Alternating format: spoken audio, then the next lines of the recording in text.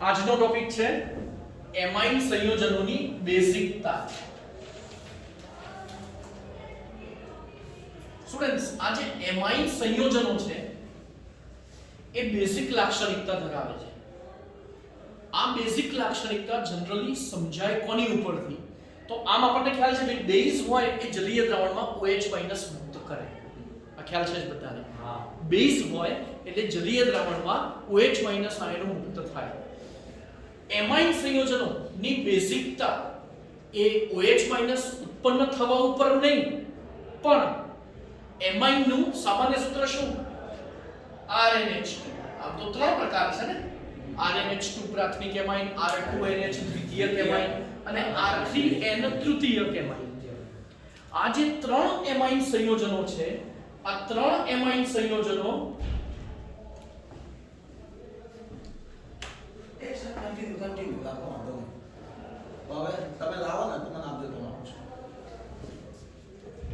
તો RNH2 આ છે આપણો પ્રાથમિક એમાઇન, R2NH દ્વિતીયક એમાઇન અને R3N તૃતીયક એમાઇન.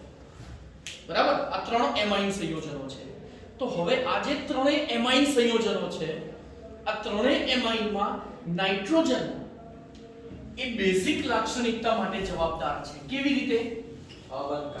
તો કે નાઇટ્રોજન પાસે અબંધકારક ઇલેક્ટ્રોન યુગ્મ છે. કેવી રીતે અબંધકારક ઇલેક્ટ્રોન યુગ્મ હોય?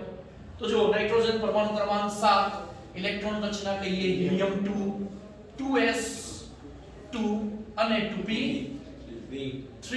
એટલે ભાઈ આની પરથી એવું કહેવાય કે નાઇટ્રોજન જનરલી ત્રણ સહસંયોજક બંધ બનાવે. ચલો પહેલું જોઈએ તો એક આલ્કાઇલ સમૂહ અને બે હાઇડ્રોજન. દ્વિતીયક એમાઇન લઈએ તો બે આલ્કાઇલ સમૂહ ને એક હાઇડ્રોજન, અને તૃતીયક લઈએ તો ત્રણ આલ્કાઇલ અથવા એરાઇલ સમૂહ. બરાબર? આલ્કાઇલ કે એરાઇલ. આ એટલે હવે ટૂંકમાં બોલું તો પ્રાથમિક હોય તો એક R અને બે H, દ્વિતીયક હોય તો બે R અને એક H, અને તૃતીયક હોય તો ત્રણેય R. બરાબર? ત્રણેય R આલ્કાઇલ સમૂહ. તો લોજિક આનું આવું છે કે ભાઈ પહેલામાં આપણે નાઇટ્રોજનનો પરમાણુ ક્રમાંક 7, બરાબર, અને ત્રણ બંધ બન્યા, તો એની પાસે આ એક અબંધકારક ઇલેક્ટ્રોન યુગ્મ વધે છે, અને નાઇટ્રોજન પાસે રહેલો આ અબંધકારક ઇલેક્ટ્રોન યુગ્મ, ફરીથી નાઇટ્રોજન પાસે રહેલો આ અબંધકારક ઇલેક્ટ્રોન યુગ્મ એ એની બેઝિકતા માટે જવાબદાર છે. બરાબર? એટલે એની બેઝિક લક્ષણ માટે જવાબદાર કોણ છે? OH- ઉત્પન્ન થવા ઉપર નહીં, પણ નાઇટ્રોજન પાસે રહેલા અબંધકારક ઇલેક્ટ્રોન યુગ્મના લીધે એ એની સાથે એની માટે જવાબદાર ઘટક છે. એટલે આની બેઝિકતા આને જ જવાબદાર છે. આના લીધે જ તમે કહી શકો એ અબંધકારક ઇલેક્ટ્રોન યુગ્મની હાજરીને લીધે. બરાબર? ચાલો, એટલે આ તો પ્રોપર ખ્યાલ આવી ગયો છે. બરાબર? એટલે અબંધકારક ઇલેક્ટ્રોન યુગ્મ હાજર, ધેટ મીન્સ બેઝિક લાક્ષણિકતા. કયો નિયમ છે? એસિડ બેઝના ટોટલ ત્રણ નિયમો હતા: આરેનિયસ, બ્રોન્સ્ટેડ, લોરી અને લુઈસ એસિડ બેઝ. તો આ લુઈસ એસિડ બેઝ સિદ્ધાંત છે કે જે તત્વ, એટલે જે સંયોજન પાસે, જે ઘટક પાસે અબંધકારક ઇલેક્ટ્રોન યુગ્મ હોય એને શું કહેવાય? બેઝ કહેવાય. એટલે એનું એ દાન કરવાની વૃત્તિ ધરાવે. એટલે અબંધકારક ઇલેક્ટ્રોન યુગ્મનું દાન કરે એ લુઈસ બેઝ, અને સ્વીકારે તે લુઈસ એસિડ બેઝ. દાન કરે એ લુઈસ બેઝ અને સ્વીકારે એ લુઈસ એસિડ. બરાબર? ચલો આગળ. તો આ RNH2 પરથી ખ્યાલ આવે કે ભાઈ નાઇટ્રોજન પાસે અબંધકારક ઇલેક્ટ્રોન યુગ્મ, ધેટ મીન્સ બેઝ. બરાબર? હવે અહીંયા આપણે પહેલી એક સરખામણી લઈએ. પ્રાથમિક એમાઇન ની સરખામણી કરીએ એમોનિયા સાથે. ધ્યાનથી જોજો. નાઇટ્રોજન, એની પાસે એક અબંધકારક ઇલેક્ટ્રોન યુગ્મ અને ત્રણ હાઇડ્રોજન. સંયોજનનું નામ શું? એમોનિયા. બરાબર? એક જ મિનિટ. આની પહેલા બીજી એક શોર્ટ થિયરી લઈએ. પ્રાથમિક એમાઇન હોય, પાણી સાથે પ્રક્રિયા કરો, પાણીના બે આયનો H+OH-. આનો જે H+ છે એની વનસ કક્ષક ખાલી, હાઇડ્રોજનનો પરમાણુ ક્રમાંક 1, ઇલેક્ટ્રોન રચના વનસ1. તો આની વનસ કક્ષકમાં 1 હોય, પણ H+ એટલે ઇલેક્ટ્રોન ગુમાવે. ઇલેક્ટ્રોન ગુમાવી દે એટલે H+ બને, અને એની વનસ કક્ષક કેવી? ખાલી. અને આ ખાલી કક્ષકની અંદર શું થાય? આ પેલા અબંધકારક ઇલેક્ટ્રોન યુગ્મનું દાન થાય. અને H+ પોતે ખેંચી લે. બીજું ઇલેક્ટ્રોન યુગ્મના દાન દ્વારા કયો બંધ રચાય? સવર્ગ સહસંયોજક બંધ રચાય. ફરીથી કયો? સવર્ગ સહસંયોજક બંધ રચાય. ચાલો હવે આ જે બનેસ કક્ષક ખાલી છે એની અંદર દાન થાય, સવર્ગ સહસંયોજક બંધ રચાય. મેઇન અહીંયા બન્યું RH3+ અને OH-. ચાલો પ્રતિવર્તી હંમેશા આયનીકરણની પ્રક્રિયા પ્રતિવર્તી હોય અને પ્રતિવર્તી પ્રક્રિયાનો મુખ્ય ધ્યેય શું? સંતુલન સ્થપાવવું. તો સંતુલન સ્થપાય તો તમે શું ગણી શકો? સંતુલન અચળાંક. તો અહીંયા Keq બરાબર સંતુલન અચળાંકનું સૂત્ર શું હોય સ્ટુડન્ટ્સ? નિપજોની સાંદ્રતા ભાગ્યા પ્રક્રિયકોની સાંદ્રતા. ફરીથી નિપજોની સાંદ્રતા ભાગ્યા પ્રક્રિયકોની સાંદ્રતા. બરાબર? છેદમાં શું આવશે? RnH2 અને H2O. ચલો આ H2 ને સામે ગુણાકારમાં લઈ જાઓ તો શું બને? Kq H2O. શું કહેવાય આ બેના ગુણાકારને? બેઝ છે આ, તેના માટે આપણે કહીશું Kb એટલે શું? બે નામ છે. એક છે વિયોજન અચળાંક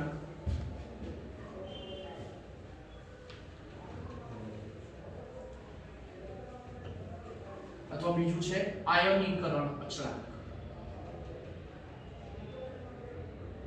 બરાબર? અને એના ઇક્વલ્સ થયું શું? ખાલી H2 સિવાય બાકીનું લખી નાખો. સિમ્પલ.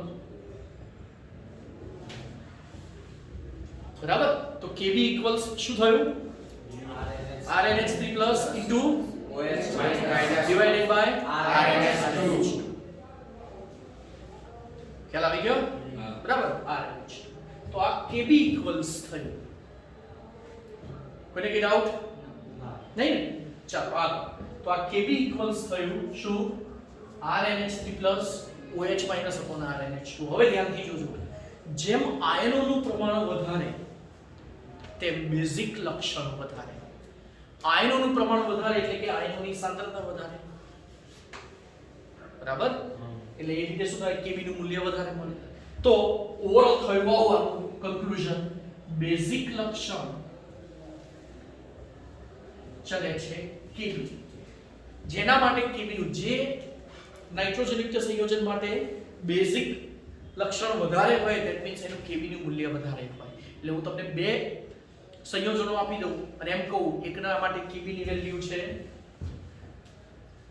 4 × 10⁻5 અને બીજું એક છે આ નંબર 1 અને નંબર 2 આના માટે છે 8 × 10⁻4. તો ચલો મને કહો કોના માટે Kb નું મૂલ્ય વધારે? બીજા નંબરનું. કેમ? -4 એટલે કિંમત મોટી કહેવાય. તો જેના માટે Kb નું મૂલ્ય વધારે એનું એટલે કે એની બેઝિકતા વધારે, એટલે કે એની ઉપર નાઇટ્રોજન વધારે અવેલેબલ હશે. ખ્યાલ આવ્યો? નાઇટ્રોજન વધુ અવેલેબલ હશે. તો હવે એટલે આ ખ્યાલ આવી ગયો? હા. હવે 11th માં સંતુલનમાં ઓગીક આવતું હતું. Pkb નું સૂત્ર યાદ છે?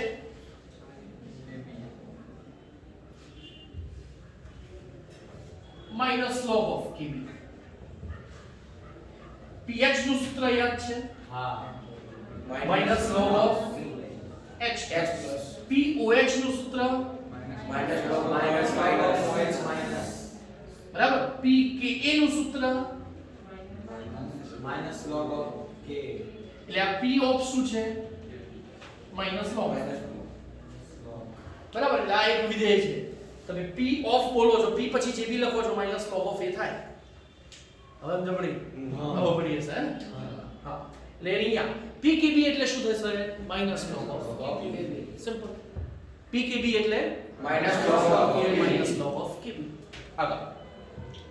તો આ pKb નું આ સૂત્ર થયું -log of Kb. ચલો એક જ મિનિટ. હવે Kb નું જે મૂલ્ય થાય એને log જોઈને એનો માઈનસ કરો એટલે pKb કહેવાય. એટલે એનો મતલબ શું થયો? Kb જેટલો વધારે હોય pKb એટલો ઓછો. માઈનસ થયો ને, વિરોધી થઈ ગયો ને. ખ્યાલ આવે છે? હા. બરાબર? તો અહીંયા સૂત્રમાં સેન્સ ચેન્જ કરીએ એટલે એડિશન કરીએ, ચેન્જ કરીએ. તો આ ખાસ યાદ રાખવાનું થશે. બેઝિક લક્ષણ ચલે છે ફરીથી બેઝિક લક્ષણ ચલે છે ખ્યાલ આવી ગયો બધાને? હા કે નહીં? બરાબર? તો આ બેઝિક લક્ષણ નું મેઇન બેઝિક લોજિક પૂરું થયું કે ભાઈ કેબી અને પીકેબી એ બેના મૂલ્ય પરથી તમારે બેઝિક લક્ષણ તમને ખબર પડવી જોઈએ. હવે અહીંયા નાઇટ્રોજન પાસે 3 હાઇડ્રોજન દેખાય છે. હવે એની પાસે એક અબંધકારક ઇલેક્ટ્રોન યુગ્મ. હવે આ H+ સાથે જોડાય. કયો H+? પાણીનો. અને શું બનાવે? ચોથો અબંધકારક ઇલેક્ટ્રોન યુગ્મના દાન દ્વારા બંધ બને એને NO થી દર્શાવાય. કયો બંધ?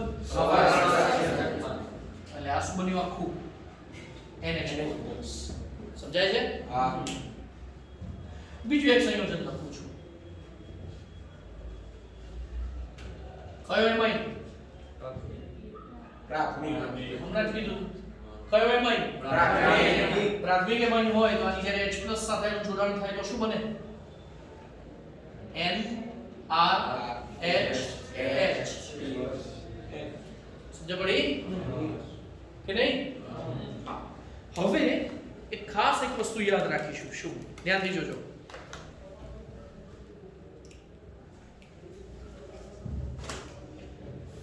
આ બેમાં અહીંયા એક R આવ્યો. R એટલે અલ્કાઇલ. અત્યારે હાલ અલ્કાઇલ છે, બરાબર? હા. તો આ જે R છે ને એની એક લાક્ષણિકતા શું ખબર છે? R ની એક લાક્ષણિકતા આ જે R છે એ પ્લસ I અસર ધન પ્રેરક અસર દર્શાવે. એ 11th માં આવી ગયું. કોઈ ચિંતા નહીં, સમજાઈ લો ત્યારે તો પરફેક્ટ ખ્યાલ આવી જશે. ધન પ્રેરક અસર એટલે શું? આ જે યુગ્મ છે ને એ યુગ્મને આ જે અલ્કાઇલ સમૂહ છે ને એ ખસેડવાનો ટ્રાય કરે એટલે ધન પ્રેરક અસર. પોતાની બાજુ ખેંચે ઋણ પ્રેરક અસર. ફરીથી ધન પ્રેરક અસર એટલે કોની બાજુ ખેંચે? નાઇટ્રોજન. R શું કરે? ફરીથી નાઇટ્રોજન બાજુ ખેંચે ધન પ્રેરક અસર. અને જો એ પોતાની બાજુ ખેંચતો હોય તો ઋણ પ્રેરક અસર. અહીંયા R અલ્કાઇલ સમૂહ કેવી છે? પ્લસ ધન પ્રેરક અસર. એટલે શું કરશે? પેલું ઇલેક્ટ્રોન યુગ્મ કોની બાજુ ખસેડશે? નાઇટ્રોજન બાજુ. અને નાઇટ્રોજન બાજુ ખસે તો આ નાઇટ્રોજન પર ઋણ વીજભાર વધુ અવેલેબલ રહે અને નાઇટ્રોજન પર ધન વીજભાર વધુ અવેલેબલ રહે તો આ ક્રિયા વધી પડે. એટલે ધારો કે હું એમોનિયા લઉં, ધ્યાનથી જોજો, આના 10 અણુ લઉં તો એવું ફોર એક્ઝામ્પલ ધારો કે 4 અણુમાં આ કન્વર્ટ થતા હોય, બાકીના 6 ના થતા હોય કેમ કે પ્રતિવર્તી છે એટલે બંને ડાયરેક્શનમાં થતું હોય. પૂરેપૂરું ખેંચી લેતો તો એ પ્રબળ બેઝ થઈ ગયો. આ તો પ્રબળ છે, આ તો નિર્બળ બેઝ છે, બરાબર? એટલે કહેવાનો મતલબ શું છે કે અહીંયા આ બંને સંયોજનો, હવે મારે આપણે તમને એ સમજાવવું છે કે કોણ પેલું યુગ્મ સરળતાથી દાન કરી શકે. તો આ બેમાંથી કોણ સરળતાથી દાન કરી શકશે? પ્રાથમિક. કેમ? એનું કારણ એ છે કે આ જે નાઇટ્રોજન પર જેટલો ઋણ એટલે પેલું ઇલેક્ટ્રોન યુગ્મ અવેલેબલ રહે ને એટલો શું થાય? એ સરળતાથી દાન કરી શકે. તો આ બેમાંથી શેમાં વધુ અવેલેબલ રહે? પ્રાથમિક. કેમ? એક R છે. R કેવો સમૂહ? R કેવો સમૂહ? અલ્કાઇલ સમૂહ. અલ્કાઇલ સમૂહની કેવી અસર? ધન પ્રેરક અસર. ધન પ્રેરક અસર એટલે એ શું કરે? એ યુગ્મને કોની બાજુ ખસેડે? જેથી શું થાય? નાઇટ્રોજન પર ઋણ વીજભાર વધુ અવેલેબલ રહે. ઋણ વીજભાર એટલે ઇલેક્ટ્રોન્સ. અને આ વધુ અવેલેબલ રહે તો શું થાય? એની બેઝિકતા વધી જાય. એટલે મેં હમણાં કહ્યું એમ આના 10 માંથી 4 અણુઓ જો કન્વર્ટ થતા હોય તો આના 10 માંથી 6 થતા હોય. કેમ? એનું કારણ ધન પ્રેરક અસર. આ અલ્કાઇલ સમૂહ R છે એટલે. તો હવે હું એમ કહું કે ભાઈ એમોનિયા અને પ્રાથમિક આલ્કેનેમાઇન એ બેમાંથી વધુ બેઝિક લાક્ષણિકતા કોની? વધુ બેઝિકતા કોની? પ્રાથમિક આલ્કેનેમાઇન. સમજ પડી યાર? ચલો હવે એકવાર આ શાંતિથી આ ખબર પડી જાય બસ પછી તો કોઈ ટેન્શન નહીં. કેમ? હવે મારે 3 એમાઇન બતાવવા છે. કયા? પ્રાથમિક, દ્વિતીયક અને તૃતીયક. તો 3 એમાઇન છે એમાં સૌથી વધુ બેઝિક લાક્ષણિકતા કોની? સૌથી વધુ કોની? તૃતીયક. કેમ? એનું કારણ કે હું જો 3 એમાઇન લખું, ધ્યાનથી જોજો, નાઇટ્રોજન, ચલો 4 લખીએ આપણે. પહેલામાં આપણે 3 હાઇડ્રોજન લખ્યા, બરાબર? બીજું આપણે લઈએ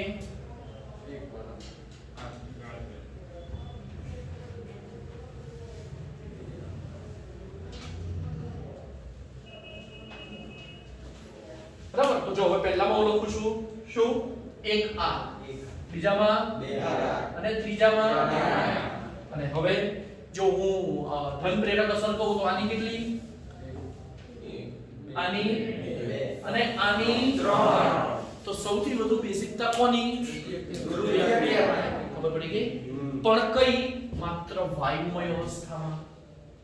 કઈ અવસ્થામાં, વાયુમય અવસ્થામાં. કેમ આવું, કેમ વાયુમય અવસ્થામાં? તો હવે એનું કારણ સમજીએ. પ્રવાહીમાં શું થાય તો જો તમે ત્રણેયના જલીય દ્રાવણ બનાવો, ત્રણેયના જલીય દ્રાવણમાં, હવે આપણે આ ત્રણની જ વાત કરી રહ્યા છીએ, બરાબર? ત્રણેયના જલીય દ્રાવણમાં ચલો પ્રાથમિક લઉં હું, તો એમાં શું થાય, R અને કેટલા H, 2 તો હતા જ, અને એક H+ મેળવે તો 3. થાય ને? હા. પછી આ પ્રાથમિક આલ્કાઇલ એમાઇન, દ્વિતીયક લઉં તો 2R અને 2H.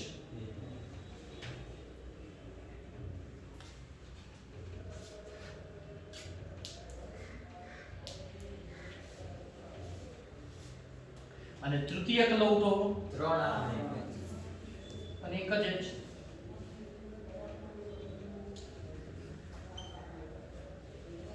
બરાબર? તો પણ જલીય દ્રાવણ લો તો આની સાથે કેટલા પાણીના અણુ જોડાય, કેટલા H, 3.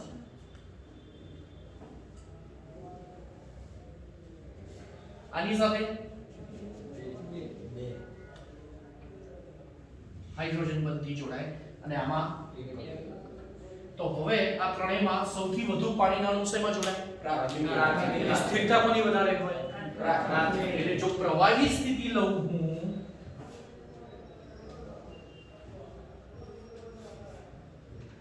પ્રવાહી સ્થિતિમાં બેઝિક લાક્ષણિકતા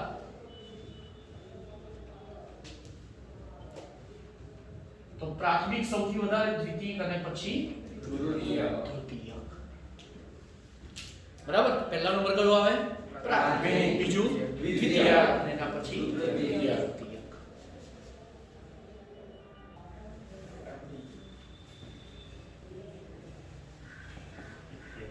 ચાલો કન્ટિન્યુ. હવે એમાઇનના અમુક ઉદાહરણ તમારે યાદ રાખવા પડશે. જો R બરાબર C2H5 સમૂહ હોય, એટલે કે ઇથાઇલ સમૂહ હોય, તો તમારે આ રીતે નંબર યાદ રાખવો પડશે 231 AM. અને R બરાબર જો CH3 અલ્કાઇલ સમૂહ હોય તો આવશે 213 AM. બરાબર? લખું ઉદાહરણને ખ્યાલ આવશે. C2H5, ચલો તો C2H5 NH2 આ કેવો, દ્વિતીયક એમાઇન, જસ્ટ 2 ડિગ્રી લખ્યું છે ને, તો C2H5 twice NH, દ્વિતીયક એમાઇન. C2H5 thrice N, તૃતીયક. પછી C2H5 NH2 શું આવે, પ્રાથમિક, અને છેલ્લે એમોનિયા. બરાબર? તો આ થયો બેઝિકતાનો ક્રમ. ક્યારે C2H5 હોય ત્યારે. CH3 હોય ત્યારે બોલો હવે શું લખીશું, CH3 twice NH, CH3 NH2, CH3 thrice N અને છેલ્લું એમોનિયા. ખ્યાલ આવ્યો? બરાબર? તો આ બંને થયા આલ્કાઇલ સમૂહ માટે. ચાલો કન્ટિન્યુ. બરાબર? તો આ થયો C2H5 અને આ થયું CH3. નેક્સ્ટ. હવે ધ્યાનથી જોજો જે સમજાવું. હવે આપણે આની બેઝિકતાની સરખામણી કરવાની છે એરોમેટિક સંયોજન સાથે. RNH2 લખીએ અને આની પાણી સાથે પ્રક્રિયા કરીએ તો RNH3+ અને OH- બને. ખ્યાલ છે? અને જો હું એરોમેટિક સંયોજન લઉં, આની પાણી સાથે પ્રક્રિયા કરું તો અહીંયા મને મળશે એનિલિનિયમ કેટાયન. આનું નામ શું? Anilinium cation. અને આ આલ્કાઇલ એમોનિયમ કેટાયન અને આ એનિલિનિયમ કેટાયન. હવે આમાં સસ્પંદન થાય છે એનિલિનમાં. સસ્પંદન એટલે શું હવે સમજીએ. એનિલિનના કુલ 5 બંધારણ,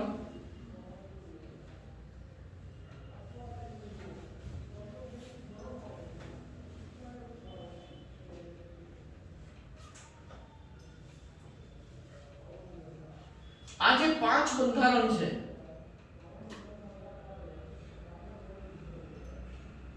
જેમાં પહેલું બંધારણ તો અહીંયા આવશે NH2 અને નાઇટ્રોજન પાસે યુગ્મ અને અંદર 3 થી બંધ. છેલ્લું બંધારણ છે એમાં આવશે માથે સેમ NH2 અને બાકીના 3 જગ્યાએ બરાબર ક્રોસ આનાથી વિરુદ્ધ જગ્યાએ જોઈ લો. એટલે બે બંધારણ આવડે છે. હવે અહીંયા શું થાય છે ધ્યાનથી જોજો. અહીંયા દ્વિબંધ બને છે એટલે આ યુગ્મ અહીંયા આવી જાય અંદર એટલે થઈ જાય દ્વિબંધ અને NH2+ અને આ યુગ્મ અહીંથી બહાર એટલે ઋણ વીજભાર. બાકીના બે દ્વિબંધ એઝ ઇટ ઇઝ. બીજા બંધારણમાં હવે આ અંદર આ અહીંથી બહાર અને ઉપર ડબલ બોન્ડ NH2 અને એક્ઝેક્ટલી મિરરિંગ પેજ. હવે આ અહીં અને આ અહીંથી બહાર ત્યાં સુધી નાઇટ્રોજન પર NH2+ અને દ્વિબંધના સ્થાન આવી રીતે એક્ઝેક્ટલી મિરર થઈ જુઓ અને ફાઇનલી પછી આ અંદર ને આ બહાર એટલે આ મળી જોઈ લો. દ્વિબંધના સ્થાન એક્ઝેક્ટ ઇન્વર્ટ થઈ ગયા, ઊંધા થઈ ગયા. જ્યાં સિંગલ હતા ત્યાં ડબલ, જ્યાં ડબલ છે ત્યાં સિંગલ જોઈ લો. તો બેન્ઝીન વાળા સંયોજનમાં આવું સસ્પંદન થાય અને સસ્પંદન સૂત્રોમાં નાઇટ્રોજન પર 2 ટપકા અવેલેબલ છે. કુલ કેટલા બંધારણ? 5 માંથી નાઇટ્રોજન પર ટપકા કેટલામાં? 2. બાકીના 3 માં શું છે? પ્લસ. અને પ્લસ અને પેલા H2O ના H+ હમણાં આપણે પેલું સમીકરણ જોયું ને. આમાં થાય શું? ચલો તમને ખ્યાલ તો છે જ. આ બંનેમાં થાય શું? આના બે આયનો H+ અને OH H+ અને OH માઈનસ. તો H+ એટલે એની બનેસ કક્ષક ખાલી. બીજું પણ H+ અને આમાં નાઇટ્રોજન પર યુગ્મ H+ નાઇટ્રોજન પરનું યુગ્મ. તો આ બેમાંથી નાઇટ્રોજન પર યુગ્મ શેમાં વધુ અવેલેબલ રહે? પહેલામાં કે બીજામાં? ઉપરવાળામાં. આમાં સસ્પંદન થતું જ નથી એટલે નાઇટ્રોજન પર ઓલ ટાઈમ યુગ્મ રહે. બીજા નંબરમાં સસ્પંદન થાય છે અને સસ્પંદન થાય તો શું થાય? નાઇટ્રોજન પર ખાલી 2 માં જ યુગ્મ, બાકીના 3 બંધારણમાં તો શું છે? પ્લસ. તો હજી ફરીથી સસ્પંદનના લીધે સંયોજન સ્થિર, પણ સંયોજન સ્થિર સાથે સાથે શું આપણે હમણાં મેં સમજાવ્યું બેઝિક લાક્ષણિકતા કોના ઉપર આધાર રાખે? નાઇટ્રોજન પર રહેલા અબંધકારક ઇલેક્ટ્રોન યુગ્મની પ્રાપ્યતા ઉપર, અવેલેબિલિટી પર. સમજાય છે? જેના કારણે નાઇટ્રોજન પર જ્યારે અબંધકારક ઇલેક્ટ્રોન યુગ્મ હાજર રહે એ વખતે એની સ્થિરતા વધારે. ચલો એ તો બરાબર છે, એ તેની બેઝિક લાક્ષણિકતા વધારે. તો હવે આ બેમાંથી બેઝિક લાક્ષણિકતા શેમાં વધારે? RNH2. અને આ કારણથી જો તમે પ્રાથમિક આલ્કાઇલ એમાઇન લો કે દ્વિતીયક લો કે તૃતીયક લો, કોઈ બી લો, આની બેઝિકતા એનિલિનની એટલે કે એરોમેટિક એમાઇનની બેઝિકતા તો એમોનિયા કરતાંય ઓછી. બરાબર? એટલે વાયુમય સ્થિતિમાં લખું તો સૌથી વધારે કોની હતી? તૃતીય. હા, હવે ખ્યાલ આવ્યો. પછી પછી AM એટલે એમોનિયા અને એના પછી આવે C6H5NH. કેમ? સસ્પંદનના કારણે નાઇટ્રોજન પર તો અબંધકારક ઇલેક્ટ્રોન યુગ્મ આવી ગયો. બરાબર? અને એવા અબંધકારક ઇલેક્ટ્રોન યુગ્મની પ્રાપ્યતા ઘટી ગઈ કેમ કે એની પર ધન વીજ, સોરી અબંધકારક નહીં, એની ઉપર ધન વીજભાર આવી ગયો 3 બંધારણો. એટલે યુગ્મ તો હોય ને, યુગ્મ તો અંદર ફરતો હતો. કયા સ્થાને? બીજા, ચોથા અને છઠ્ઠા સ્થાને. એટલે જે યુગ્મ હોવો કોની ઉપર જોઈએ? નાઇટ્રોજન. એની જગ્યાએ અંદર રખડતો હતો. ખ્યાલ આવ્યો? એવી રીતે એટલે RNH માં તો જો ઓલ ટાઈમ અવેલેબલ હોય, પણ આમાં અવેલેબલ નહોતો. અને બેમાંથી કોની બેઝિકતા વધારે? RH2. આલ્કાઇલ એમાઇનની. તો યાદ રાખીશું હંમેશા આલ્કાઇલ એમાઇનની બેઝિકતા એરોમેટિક એમાઇન કરતા વધુ હોય. પછી પ્રાથમિક હોય, દ્વિતીયક, તૃતીયક કે પછી એમોનિયા હોય, એટલે એના કરતા પણ આની બેઝિકતા સૌથી વધુ થશે. બરાબર? તો આ અહીંયા આપણે પૂરું થયું એમાઇનની બેઝિકતા આખી. પછી એરોમેટિક એમાઇનમાં જઈએ. હવે એરોમેટિક એમાઇનમાં નાઇટ્રો NH2 તો ખરો જ.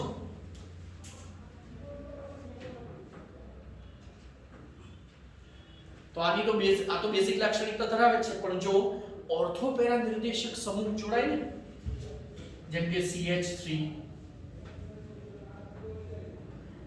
એટલે અહીંયા હું લખું છું X અને P લખું છું જનરલ, પાછો X એટલે હેલોજન સમૂહ, અને આ P બરાબર તમે CH3 લો, OCH3 લો, બધા હેલોજન લો, તો આ બધા શું છે? આ બધા શું કરશે? આની બેઝિક લાક્ષણિકતા વધારશે.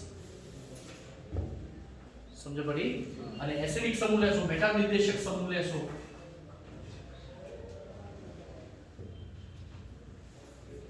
Q લખું છું, Q બરાબર એટલે આ બધા કેવા? ઓર્થોપેરા નિર્દેશક સમૂહ.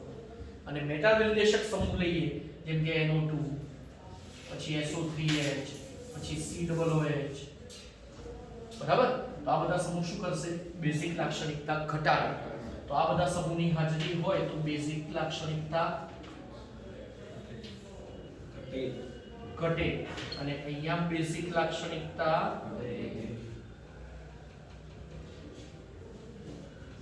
વધે. બરાબર?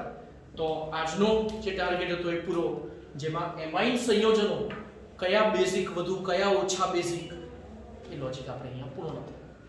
બરાબર? આ લોજિક પરફેક્ટ થયું હશે. બરાબર? ચલો, તો પછી આજનો લેક્ચર પૂરો.